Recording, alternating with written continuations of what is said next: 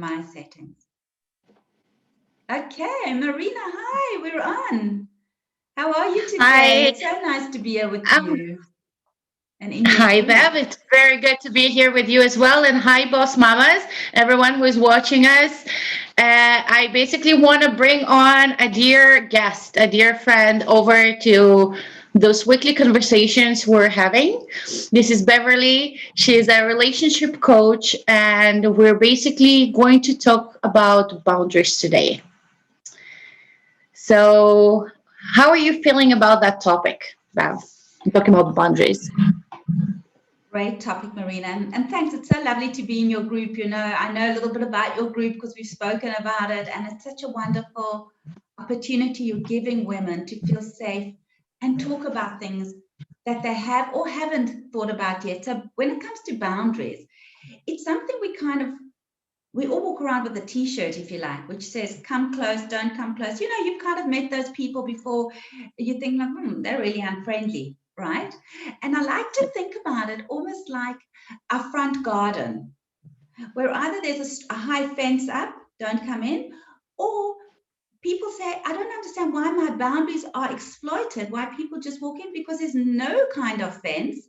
There's no tending to the garden. So people think it's an extension of the road. They don't even realize there's a house there and they just walk in.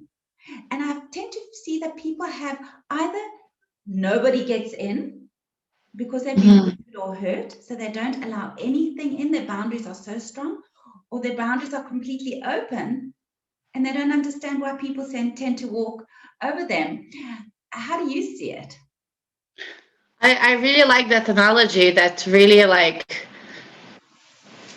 seeing and understanding it. It's really important. But for me, boundaries, it's really a language. So we all have our thermometers. We all have what we feel comfortable with when we get to proximity with another person, and we want to make sure that these temperatures it's not being tempered with. So it's like a language that we have to translate and we have to provide to the other side respectfully so we both can enjoy each other communication and each other relationship or interaction. Right. And I love what you said about respectfully, because so often sometimes I'll get triggered and I want to talk like that. Instead of saying, you know, this is how I feel. When you do that, this is how I feel. And that opens the conversation, I find, rather than that, because then I'm blaming and the other person wants to get into defense mode quite naturally. So Yeah, I find one of the softer ways of, but really powerful ways of showing my boundaries. I don't feel comfortable when you do X. that is very powerful. That is very beautiful. How would you say would be a good start? And it like what I felt from my experience from going out of that hardship that happened in the past. How do you start building on those boundaries? Where is it starts? How do you mold it and make sure that you resonate, like you give it to your closest environment? So you basically, if we didn't have those boundaries, if we didn't have those fence before, how do you start building it without insulting or offending anyone around you? It's such a wonderful question. How do you build them, as you said, when you didn't have them before? So the first step is exactly what you're asking. It's bringing it to awareness. Something doesn't feel right here. I'm uncomfortable. I'm unhappy. So that's already the first question. The second step, I would say, is sitting with yourself and getting clear on what makes me uncomfortable when you talk to me like that. What is it? And then finding the language to say, because we can never change the other person. Again, I'm talking like this. I cannot change you. But if I change, Marina, I don't like that. It doesn't make me feel good. Then you have to change your dance to be with me. And Yes. that's very beautiful. And I would say then the third thing is to do what I call broken record again and again and again. Because very often in abusive relationships, the partner is so like shocked that you've even said anything, they're going to dismiss you and they're going to dismiss you again. So you have to repeat it. And it can be sharp and short, one or two words, one or two sentences. I'm not comfortable with. It's like, I've not heard that language before. And again, every time you need it, sharp, and not a whole story with it. I Yeah. am not comfortable when. Beautiful. I really like it, but I think really important to as well bring to awareness that when you start setting out those boundaries, I feel like almost within you, you need to have this piece of sometimes it's okay to let go of people that don't really read those boundaries or respect them. Beautiful. Absolutely.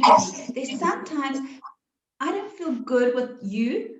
I need to leave this relationship. That is fine too. You don't have to stay just because you sure they will understand your boundaries. Some people don't get it. And some people are draining negative energy. And you need to say, this isn't healthy for me. I cannot thrive here. Relationships is the basis for our thriving, our joy, our happiness, as well as our challenge. Yes. And if this isn't going to change, and it's just negative, and it could be negative for you and your children as well. So you also want to show them we can stop the hurt. You don't have to get into a relationship like this. I'm going to be an example to you of how to leave something that is really painful, hurtful, and destructive. Because otherwise, your children might follow the same pattern. Mom said it was a good idea to stay. I'll stay, even though I'm not happy. Well, just because today we're kind of keeping it short and we're definitely going to have it again because it's so wonderful. Beautiful. I want to bring it up because you brought up children. How about setting those boundaries with children? Because this is a person that we can't really tell them to go. And in the same time, I feel like my entire group, as well as myself, we need to have a little like 2 or 3 tips on how to set the right boundaries, healthy boundaries with our children so they can learn from it. Right. So if they're old enough, and of course they have extensive language, I always find what is helpful is to say, firstly, mom just needs, I need a break now. If you can, step away if the situation's heating up. Step away because you're also teaching them whatever you're doing, you're modeling for them, step away. And the same language, it doesn't feel good when you bang me on the head with that doll. It's not nice for me. And I want you to tell me when I do, or somebody else, you can say to them, if another child bangs you on the head or shoves you, to also say, is this nice for you? Do you like that?